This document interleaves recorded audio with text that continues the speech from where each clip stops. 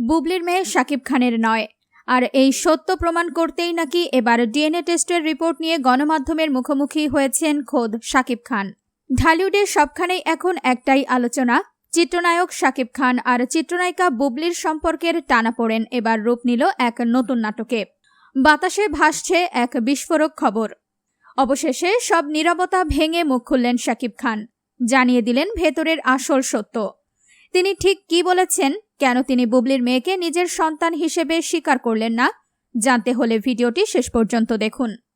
বেশ কিছুদিন ধরেই সামাজিক যোগাযোগ মাধ্যম ও বিভিন্ন গণমাধ্যমে গুঞ্জন ছড়িয়ে পড়েছিল যে বীরের পর বুবলির কোল জুড়ে এসেছে আরও একটি কন্যা সন্তান, আর এই সন্তানের বাবাও নাকি শাকিব খান। এতদিন এই বিষয়ে মুখ না খুললেও এবার আর চুপ থাকেননি ঢালিউড ভাইজান। সরাসরি গণমাধ্যমের সামনে এসে শাকিব খান স্পষ্ট ভাষায় জানিয়ে দিলেন, আমি পরিষ্কার করে বলে দিতে চাই, বুবলির এই মেয়ে আমার সন্তান নয়, আর এই কারণেই আমি তাকে কোনো দিন স্বীকার করিনি, করার প্রশ্নই ওঠে না।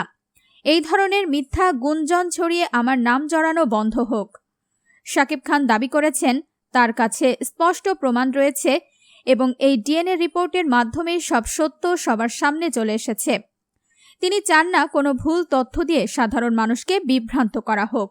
তবে বুবলির মেয়ের ব্যাপারে শাকিব কঠোর অবস্থান নিলেও নিজের ছেলে শেহজাদ খান বীরের প্রতি তার ভালোবাসা কিন্তু বিন্দুমাত্র কমেনি।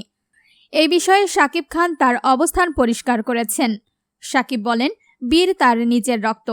বীরের জন্মের কথা যখনই সামনে এসেছিল, শাকিব তাকে সাথে সাথেই নিজের সন্তান হিসেবে স্বীকৃতি দিয়েছিলেন।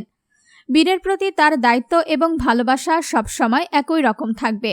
কিন্তু বুবলির এই কথিত কন্যা সন্তানের সাথে তার দূরদূরান্তের কোনো সম্পর্ক নেই। শাকিবের এই অনমনীয় ও স্পষ্ট বক্তব্য প্রমাণ করে যে তিনি নিজের সন্তানদের ব্যাপারে কতটা সচেতন, ঠিক ততটাই সচেতন তার ব্যক্তিগত জীবন নিয়ে ছড়ানো মিথ্যা অপবাদের বিরুদ্ধে। শাকিব খানের এই বিস্ফোরক মন্তব্যের পর ঢালিউড পাড়ায় রীতিমতো তোলপাড় শুরু হয়ে গেছে।